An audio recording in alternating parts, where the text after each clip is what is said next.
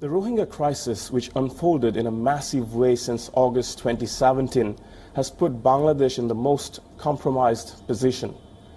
Despite the solidarity that the international community has extended to Bangladesh, there has been very little assistance with regard to financing the livelihood of such a large population and also at holding the Myanmar government accountable.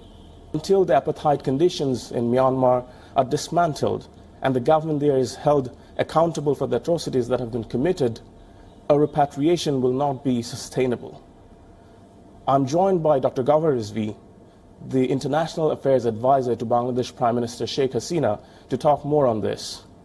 Dr. Rizvi, welcome to WION. Thank you, thank you. And I'd like to first ask you on how you feel about the response from the international community with the issue of the Rohingya crisis.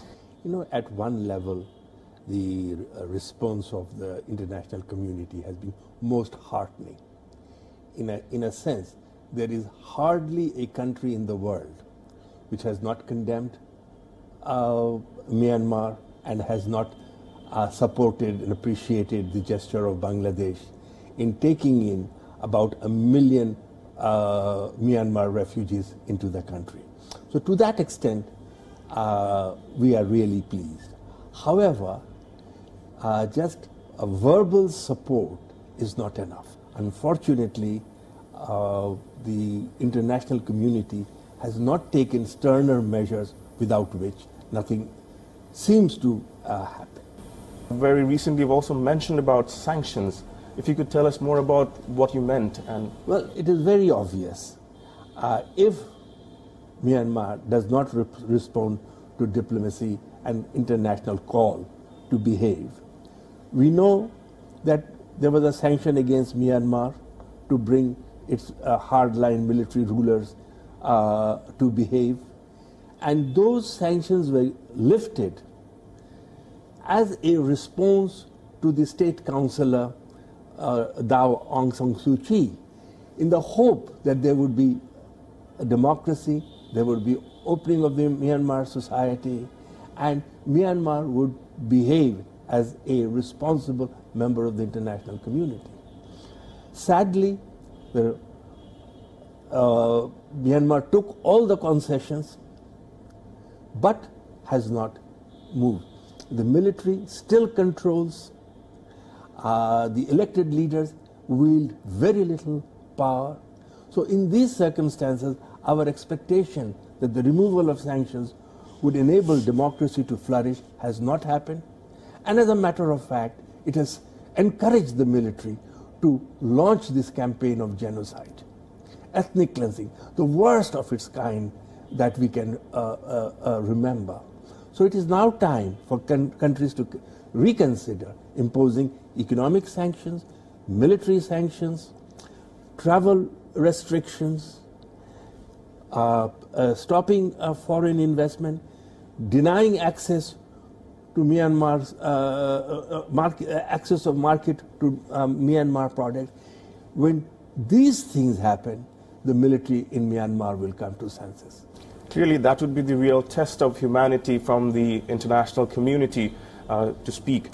But while the Rohingya community have moved here in Bangladesh, in the southern part in Cox's Bazar, the monsoon is also approaching. How challenging would you consider this to avoid a landslide where a catastrophe could take place? As you can see, Bangladesh is a very small country, extremely congested, by far the densest, most densely populated country in the world. Despite that, we have taken in 1 million people and opened up whatever we have. Whatever little land that was available, we have opened it up. And we have housed them, we are feeding them, we are providing health care, and we are providing security.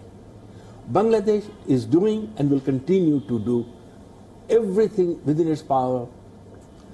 There is indeed the danger of mudslide because the terrain is such that there is going to be a mudslide.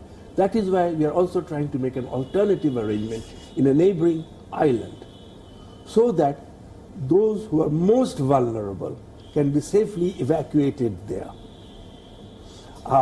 and in conditions which are habitable, which are up to the standard, meets the refugee necessities of the refugees.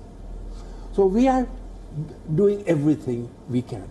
I think the international community, rather than focusing on Bangladesh and what more can Bangladesh do, should be looking into Myanmar. There's another thing that we need to be thinking about. This camp of 1 million people is a potential for recruitment of the extremists. We are protecting it. We are making sure no such thing happens.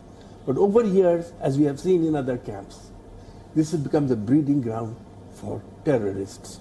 If that happens, our entire region, none of us, Bangladesh, India, Myanmar, Thailand, none of us will be safe. Absolutely. Honorable Advisor, thank you so much for the time and expressing exactly how Bangladesh feels at this point in time. Thank you so much.